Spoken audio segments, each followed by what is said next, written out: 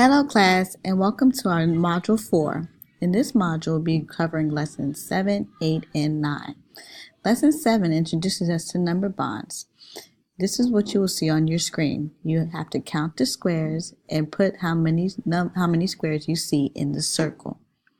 In our next slide, you have to fill out our number bond by counting how many squares and putting the numbers in the correct part or whole.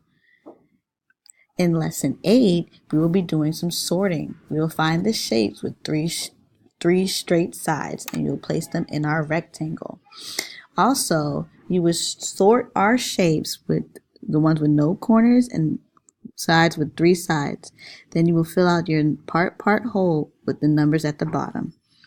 And in Lesson 9, we will be breaking apart 8. What 2 factors make 8? I already placed 8 in our whole.